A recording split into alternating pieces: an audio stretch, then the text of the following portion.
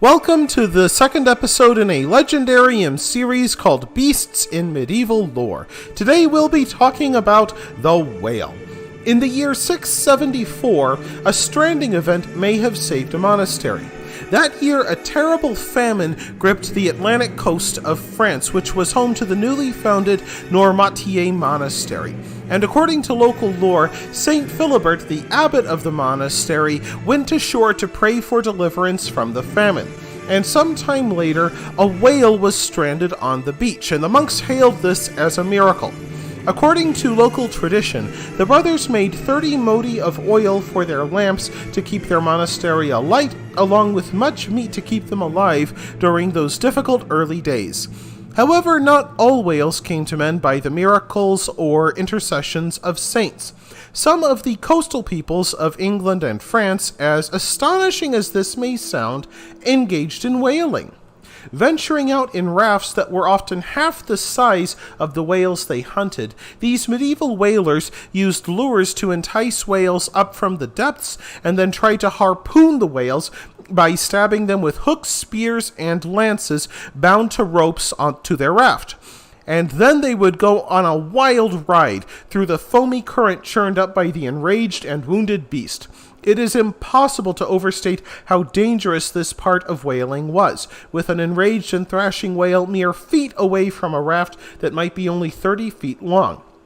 And if the whalers won, they would be able to tow the whale back to shore. Not only did the blubber go towards making oil, and the meat towards feeding hungry mouths, but the whale bones became a common material for building the tombs of the wealthy out of. Some of these whalers even worked for the monasteries along the coast and in the Loire River Valley, where the monks would both pray for their safety and for successful competition against whalers from other communities. Medieval writers described whales as being creatures of huge size, which drew in and spouted out water. They also described them as making waves greater than any other sea creature. However, they also believed that when a male mated with a female, it might have leftover sperm which would then harden into amber before washing ashore. And this strange mix of factual observation with flights of fancy is a characteristic of the medieval study of animal life.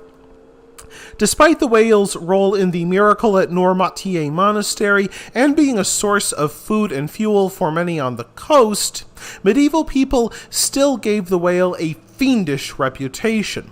Like other rarely seen animals, medieval Europeans ascribed all manner of strange powers to the whale. They believed that the sea monster, when hungry, would open its mouth and breathe out an odor sweeter than incense. And then they believed that all the smaller fish of the ocean would swim into its mouth, described as being wider than a valley. And once the small fish crowded into its mouth, the whale would slam its jaws shut and trap them. And to the monkish writers of the time, the whale hunting fish in this way served as a metaphor for how the devil would lure men to their destruction by offering them earthly delights for a terrible price.